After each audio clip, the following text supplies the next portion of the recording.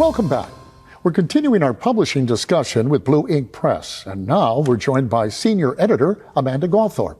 Amanda, it's great to have you on the show. Thank you. Thank you for having me. Well, tell us a little bit about yourself. Oh boy, where do I start?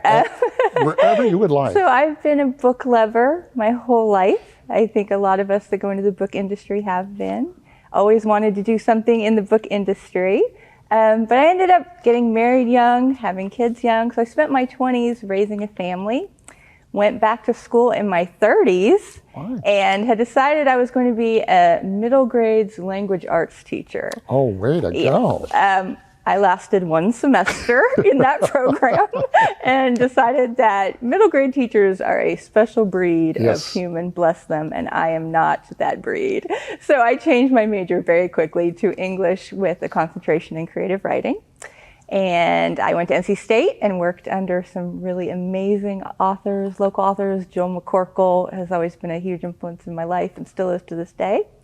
And so when I graduated, I just naturally transitioned into editing. I wanted to write, of course, but editing was paying the bills. So I did freelance work for quite a while, and then that led to some jobs with different publishers, and then now here I am with Blue Ink Press.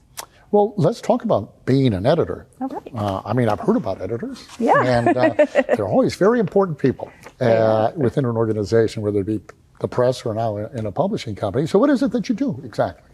So my current role with Blue Ink is the senior editor. So that basically means that I oversee the editing process and our team of editors that we have. Keep things on track. Usually it's them keeping me on track, but in theory I should be keeping them on track. And I'm typically the final set of eyes on something. But the editing process itself, there's different kinds of editing. So my specialty is developmental editing. And so that is a person who looks at big picture ideas in a story, character arc, plot development. I look for things like that, holes in stories, and I just really help people craft the best story that they can. And then we have proofreaders and copy editors who then are the ones that it's the stereotypical grammar people looking for the missing periods and commas and that sort of thing. That's not my strength, though. Well, they'd be busy if I were writing a book. Those people would be. But I just never realized just how much input an editor really had. So if you're somebody watching today and you have a book, and let's say they have, in fact, been accepted by Blue Ink, and so what's the process? You sit down with them first, or, I mean, how does it go? Yeah, well, we would assign them an editor, one of our staff editors, based on our own strengths. We all have certain genres that we love or things that we're good at, and it just depends on what a book needs. But if a book came to me, I would sit down and read it first, is what I like to do, is go through the whole thing first, get the author's vision in my brain, and then go through and kind of help them craft. I use a light hand because I like the author's voice to shine through. If I wanted to write a book, I would write my own book. So I'm not rewriting people's books for them. I'm just helping their work shine. Now, when you say a light hand, what does that mean exactly, compared to maybe somebody who's doesn't have a light hand? Not colleague bashing, but there are editors out there who can be very heavy-handed in their editing and do a lot of rewriting. And I'm just not that type of editor. Well, that's good. I would love to work with you because I don't like that. I like light-handed. But what do you look for in an author? I mean, are you part of the selection process, for instance? Yeah, we all have a voice in that. Okay, what do you look for personally? I look for good writing first and foremost because I can fix little things. We can fix grammar, we can fix little things, but if someone doesn't have the foundations, the basics of what it is to craft a good story, that's a lot more work than we have the time or money to put into. So we really want a good, strong story.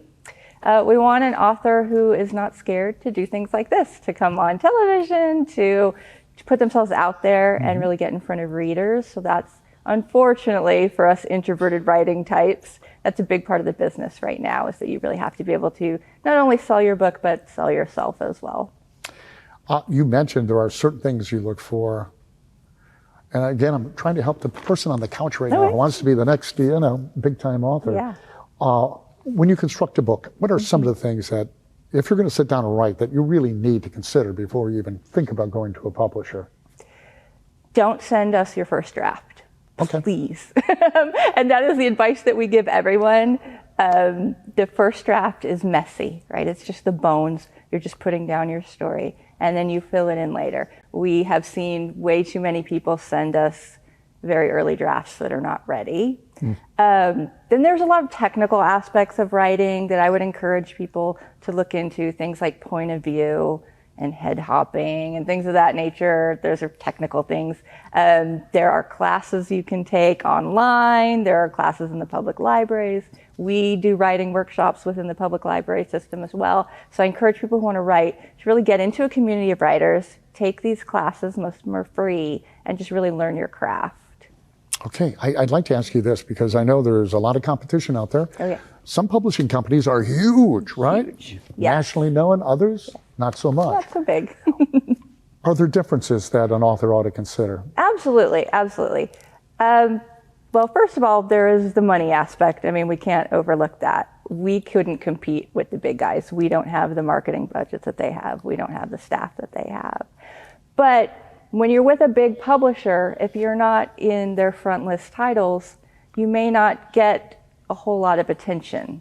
They'll put your book out, they'll put some money behind it, but if you're not the Stephen King or the J.K. Rowling, maybe you don't get as much of the personalized attention. And so with these smaller presses like us, we're able to really offer a lot of personalized one-on-one attention with our authors. We know all of our authors. We know about their families. We know their kids' names. We get them involved in local events, and we really care about them, and we try to create a family environment so they don't feel like they're just another author in the company.